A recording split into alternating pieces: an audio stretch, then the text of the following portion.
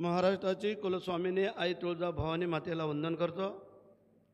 राजमाता आणि राष्ट्रमाता म्हणून ज्यांना गौरवलं गेलं त्या आई जिजाऊ माँसाहेब यांच्या पवित्र स्मृतीला अभिवादन करतोय। निश्चयाचा महामेरू भवत जनांचे आधारू, अखंड स्थितीचा निर्धारू, श्रीमंत योगी जाणता राजा, राजाधिराज राजे शिवछत्रपती महाराज, छत्रपती संभाजी महाराज यांनाही वंदन करतोय। भारतीय घटनेचे शिल्पकार महामानव डॉक्टर बाबासाहेब आंबेडकर यांना अभिवादन करतो। मराठी मनाचे मानवबिंदू हिंदू हृदय सम्राट आदरणीय सरसेनापती बाळासाहेब ठाकरे, धर्मवीर आनंदीगे साहेबांच्या पवित्र स्मृतीला अभिवादन करतोय। महाराष्ट्र राज्याचे मुख्यमंत्री आदरणीय देवेंद्रजी फडणवीस साहेब, उपमुख्यमंत्री आणि ज्यांनी सडळ हस्ते मुख्यमंत्री असताना पाशाभाईंना नेहमी सहकार्य केलं ते आदरणीय या राज्याचे उपमुख्यमंत्री एकनाथ शिंदे साहेब, दुसरे उपमुख्यमंत्री अजितदादा, आणि आज आपल्याला मार्गदर्शन करून पुढच्या वाटचालीला गेलेले बाबासाहेब पाटील सहकार मंत्री, त्याचप्रमाणे आता ज्यांनी आपलं मन मोकळं आपल्याला मार्गदर्शन केलं, आपलं मन मोकळं शब्द त्यांनी वापरले आणि एक रांगडा घडी म्हणून ज्यांच्याकडे पाहिलं जातं, तर मग सांगितलं भल्या भल्यानं अंगावर घेतलेत आणि म्हणून तो टिकू नये। तर असे आमचे सहकारी मित्र विधिमंडळातील गोपीचंदजी पडळकर, ज्याने आपल्याला मगाशी आम्ही बोललो आता पाशाबाईची एकदा गाडी सुटली का ती फास्ट लोकल असते, ती काय ठेसणे घेत जात नाही, परंतु त्यांनी आपल्या सगळ्यांना आवर्जून चांगलं मार्गदर्शन केलं आणि वेळेमध्ये त्यांनी आपल्याला, तर काल आम्हाला अगदी त्यांनी खूप हसवलं होतं, पण आज काय मला वाटतं स्वतः इथं राहतात, फॅमिली सगळे आहेत म्हणून थोडं कमी बोलले काही कळत नाही। बांबू मॅन म्हणून ज्यांना पदवी दिलेली आहे आमच्या पडळकरांनी तर सांगूनच टाकलं आहे, जो काम करेल तोच पुढं जाईल, जो काम करणार नाही त्याचा फोटो नाही, त्याचं नाव पण निघणार नाही। आणि म्हणून पाशाबाई, आपण ह्याही वयात जी आपली जिद्द आहे, चिकाटी आहे, एकाग्रता आहे आणि काम करण्याची जी काय आपली मानसिकता आहे, त्याबद्दल निश्चितच तुम्हाला खूप खूप शुभेच्छा, तुमचं अभिनंदन करतो आम्ही। आज ह्या कार्यक्रमाला आज कलेक्टर साहेब आपले नाही येऊ शकले काही कारणास्तव, परंतु आमचे अमितजी जाधव आलेत, वन अधिकारी आहेत ना जाधव साहेब, थोडं एकदम काटोकाट करायचं नाही, शेतकरी कष्टकरी लोक आहेत, थोडं पाठीपुढं पण सरकायचं आहे। नाही तर फॉरेस्टचे वन अधिकारी बोलले आमचे का थोडी अडचण निर्माण होते आम्हाला। त्यानंतर आमचे शहादे साहेब आहेत, रोयाचे अधिकारी आहेत, चांगले अधिकारी मंडळी आहेत, आमचे असलम तडवी हे मुख्य कार्यकारी अधिकारी, आमच्या अहिल्या गाटळ ह्या उपजिल्हाधिकारी आहेत, आमचं काम पाहत आहेत, आमचे बाळासाहेब वाब मुख्य कार्यकारी अधिकारी आहेत, संजय उपमुख्य संजय करपे, मी यांना धन्यवाद देतो, धन्यवाद डबल देतो आहे, कारण ते आमच्या कोकणातल्या सिंधुदुर्गचे आहेत, गोव्याच्या बाजूला, आणि कोकणातला माणूस असून पाशाभाईंनी अचूक त्यांची नेमणूक केलेली आहे, ओळख साधली आणि त्यांना आपलंसं केलं। करपे साहेब धन्यवाद तुम्हाला देतो यासाठी, कारण हे सगळं तुमच्या हातामध्ये जास्तीत जास्त बाब आहेत। काल आम्ही पाहिलं तर अशी काही चांगली माणसं असली तरच चांगलं काम होतं, अन्यथा करायचं म्हणून करायचं आणि पुढं जायचं हे कदापि शक्य नाही। व्यासपीठावर उपस्थित असलेले आमचे सुरेश माडिक असतील, इतर काही मान्यवर मंडळी असतील, आमचे अधिकारी वर्ग असतील, पत्रकार आहेत, आणि ज्यांनी चांगलं काम केलं म्हणून ज्यांना पारितोषिक विजेते आज आपण ज्यांना देतोय त्या सगळ्यांना माझ्या शुभेच्छा राहतील, तुमचं स्वागत करतो। म्हणजे काल आम्ही जतवरून इथं आलो आहे, परवा साताऱ्याला होतो, साताऱ्याला थांबून पहाटे निघून आम्ही जतचा कार्यक्रम केला आणि रात्री इथे येऊन आम्ही आजचा आपला कार्यक्रम करून आम्हाला परत मुंबईला जायचं आहे। फार समाधान वाटलं, आम्ही पण जंगलातलीच माणसं आहोत, तुमच्याकडं कमी जंगल आहे, आमच्याकडे जास्त जंगल आहे, कारण सह्याद्रीच्या रांगा आहेत, आमच्याकडं डोंगर रांगा, छत्रपती शिवाजी महाराजांची राजधानीचं ठिकाण माझ्या मतदारसंघात येतं रायगड किल्ला, काय लोक आले असतील, 32 मनाच्या सोन्याच्या सिंहासनावरती आरूढ होणारा जगातला एकमेव राजा आहे. ते राजधानीचं ठिकाण आहे. जिजाऊ माँसाहेबांचे तिथं समाधीचं ठिकाण आहे. डॉक्टर बाबासाहेब आंबेडकरांचं चौदार तळ्याचं ठिकाण आहे. आणि स्वामी समर्थांची शिवतर आहे. आणि शूरवीर नरवीर तानाजी मालुसरेंचे समाधीचं ठिकाण. असा 288 आमदारांमध्ये मी एक भाग्यवंत आमदार आहे की लाखो लोक दरवर्षी आमच्याकडे येत असतात. मोठमोठी झाडं, सगळे डोंगर, सगळी जागा आमची जंगलाने व्यापून गेलेली आहे. पूर्वी तर आम्ही भरपूर पाशाबाई झाडं तोडायचो, कोळसा करायचो. आता थांबलं ते. पण आमचं पण झाडं असं होती, ऐन, किंजळ, पंचरस ही तोडल्यानंतर त्याला परत फुटवे निघायचे. एका झाडाला 4-5 फुटवे निघायचे.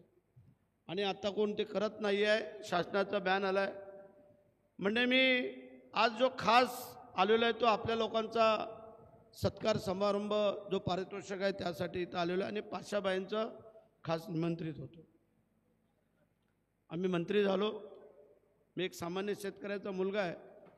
आणि त्या मंत्रिपदाचा उपयोग जर माझ्या शेतकरी कुटुंबातील लोकांना जर होणार असेल त्याच्यापेक्षा आनंद काय असू शकतो. आणि म्हणून आम्ही मंत्री आहे म्हणून का आम्हाला सगळं त्यातलं समजतंय कळतं अशातला भाग नाही आहे. माणसाने काही गोष्टी समजत नसल्या तर ते दुसऱ्याकडनं शिकलं तर कमीपणा नसतो. आणि अशा अनुषंगाने आज आपल्याला कल्पना असायला पाहिजे. आज व्हॅलेंटाईन डे आहे म्हणतात. आम्ही कधी व्हॅलेंटाईन डे बी काय पाळत नाही. परंतु आमच्याच विनंती आहे, प्रेम करा. माणसावरती प्रेम करणं गरजेचं आहे. तेवढंच प्रेम आपल्या निसर्गावरती पण करा असा माझा आजचा तुम्हाला सल्ला राहील, तुम्हाला विनंती राहील. म्हणजे बांबू, पूर्वी आमच्याकडेही बांबूची शेती थोड्या प्रमाणात, मोठी नाही. आमच्याकडे त्याला बेट बोलतात, बांबूचं बेट. आणि त्या बांबूचे बेट सगळ्या लोकांनी थोडे थोडे तोडून मग ते एक गाडी भरून ती विकायची असते. बांबूची किंमत त्यावेळेला आम्हाला पाशाबाई 10 रुपये, 8 रुपये, 15 रुपये म्हणजे जास्त एका बांबूला. आज तुम्ही हजारामध्ये, टनामध्ये सांगितलं. म्हणजे त्या बांबूची आमची किंमत किती झाली. आता आम्ही स्वतः त्या खात्याचा मंत्री असल्यामुळे जेवढं पहिलं तर गोपीचंदला दत्तक म्हणून आपण घेतला काल, म्हणजे मतदारसंघ घेतला आहे.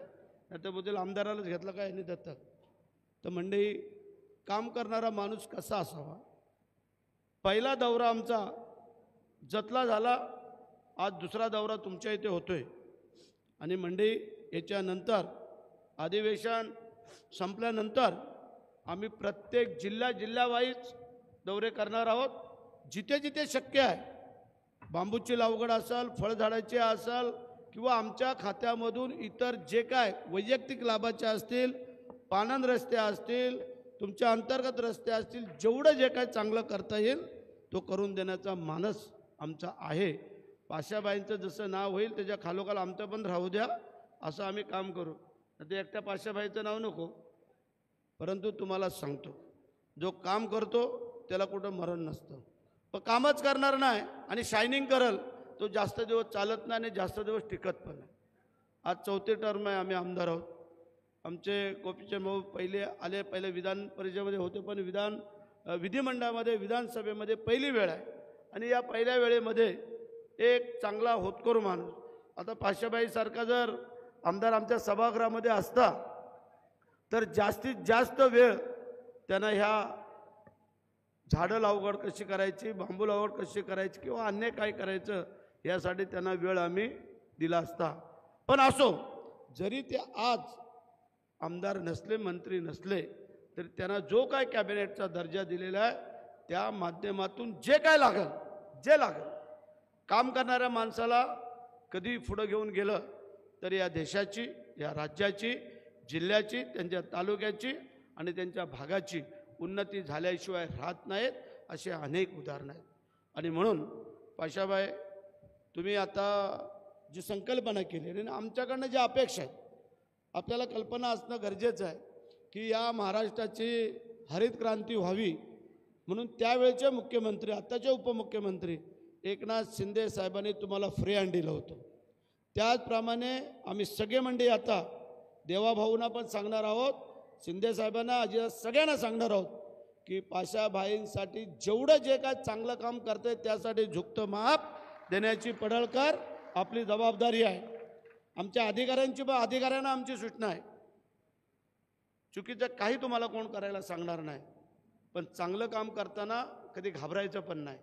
आम्ही चांगलं काम करत असताना जो काम करेल तो चुकल, कामच करणार नाही तो चुकणार कसला आहे. आणि भीत कधी काम नाही करायचं. शिवाजी महाराजांनी असं भीत लढाई नाही केल्या म्हणून छत्रपती झाले, नाही तर छत्रपती झाले नसते. लक्षात ठेवा. माझी एकच विनंती आहे, पाशाभाईची सुरुवात, तुम्ही जी काय संकल्पना या लातूरपासून जी काय एवढ्या मोठ्या जागेमध्ये आज तुम्ही काय काय उलाढाल्या केल्या सगळं आम्हाला सांगितलं.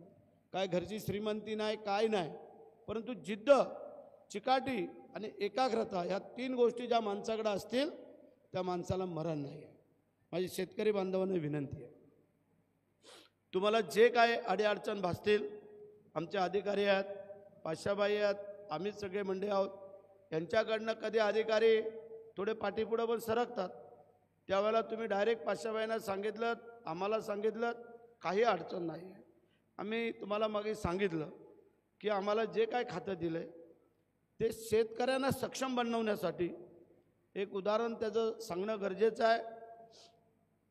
आमच्याकडे काय ऊस बीज काय नसतो आणि आमच्याकडं मगाशी मंत्री महोदय जातात तर सांगून गेलं की फाशी लोक घेतात तुमची. बरेचशा लोकांनी आत्महत्या केलेल्या आहेत, आम्हाला लय दुःख होतं त्या गोष्टीचं.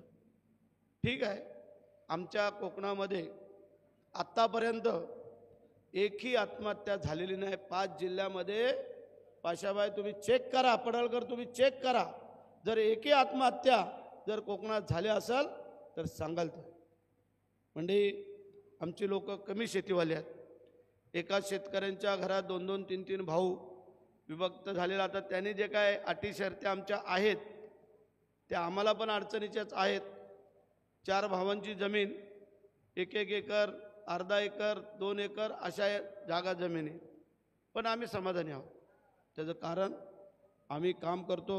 मुंबईला जास्त लोक आहेत, मगाशी त्यांनी सांगितलं 55,000 पाशाबाई 55,000 मतदार ह्यावेळेला मी आणण्याचं काम केलं होतं. मुंबई, ठाणे, पुणे आणि गुजरात, आणि विरोधकांचे वेगळे, म्हणजे असे जवळजवळ 75,000 लोक माझी मुंबई, ठाणे, पुणे आणि गुजरातला राहतात. समाधानी आहेत. चाकरमाने बोलल्यावर आमचा माणूस खुश असतो. पण म्हणजे तुम्हाला एक सांगतो, आज जी आवश्यकता त्यांनी सांगितलेली आहे, जर जगायचं असेल त्यांनी जो अभ्यास केला शास्त्रज्ञ नाही करू शकत, शास्त्रज्ञाला फिका पाडतायत.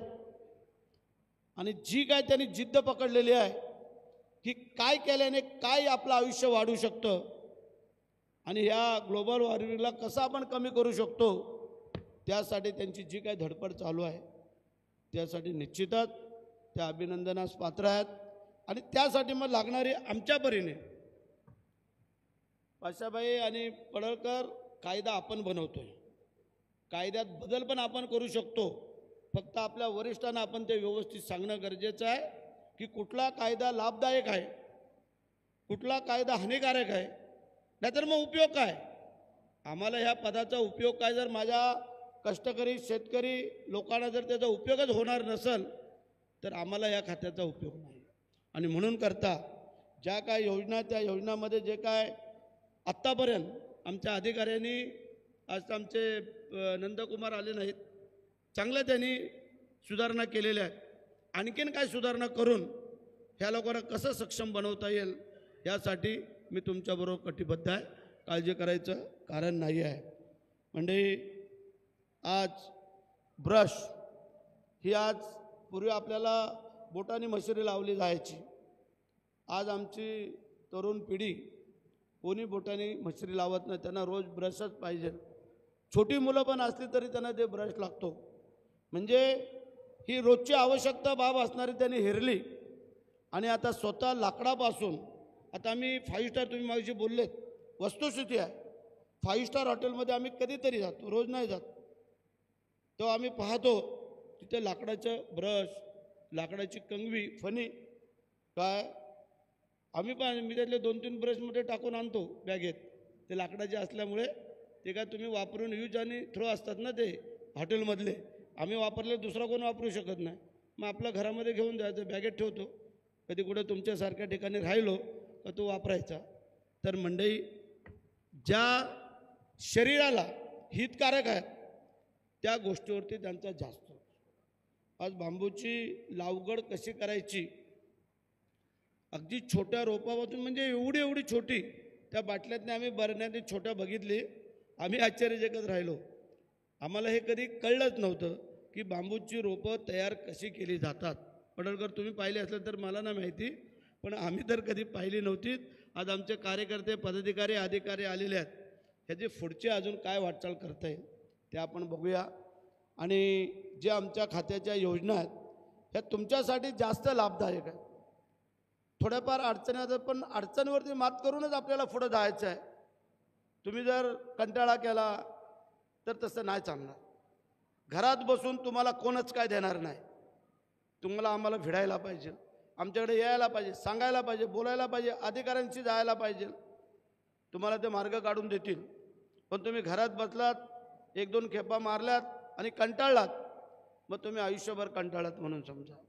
आणि म्हणून जे आमच्या शिंदे साहेबांनी तुमच्यावरती जबाबदारी सोपवलेली आहे, एकदा मीटिंग त्यांच्याकडं पण करूया, देवाभावांकडं करू, सगळ्यांकडं करू.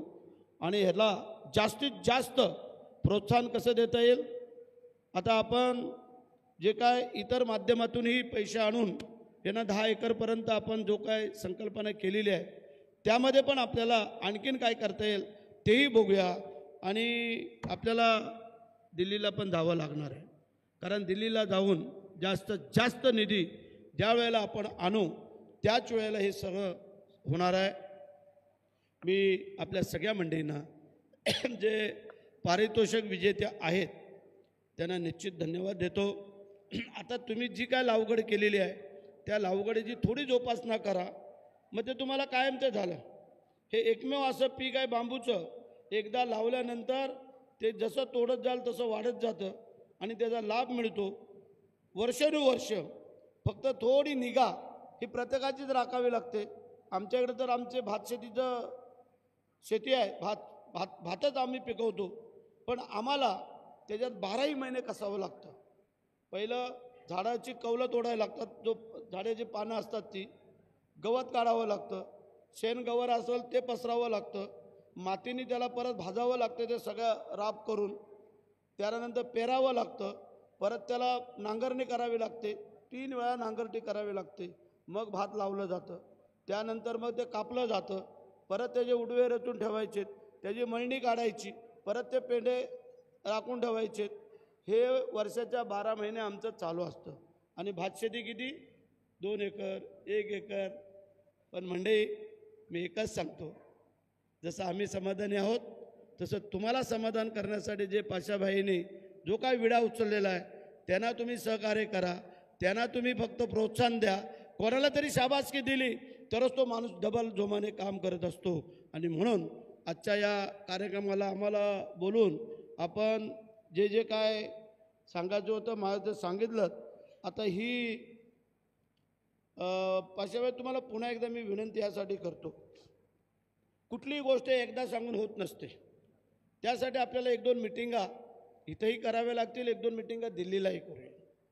देवाभाऊला सांगू, शिंदे साहेबांना सांगू, अजितदाला, सगळ्यांना सांगू, या महाराष्ट्राच्या हितासाठी जे काय तुम्ही पाऊल उचललं आहे त्याला संपूर्ण मंत्रिमंडळाची ताकद देण्याचं काम हा शिवरायांचा मावळा तुमच्या पाठीमागे खंबीर उभा राहून कराल. आणि कुठेही अडीअडचणी येणार नाही याची जबाबदारी घेतो. तुम्हाला सगळ्यांना मनापासून धन्यवाद देतो, अभिनंदन करतो. जय हिंद, जय महाराष्ट्र, वंदे मातरम.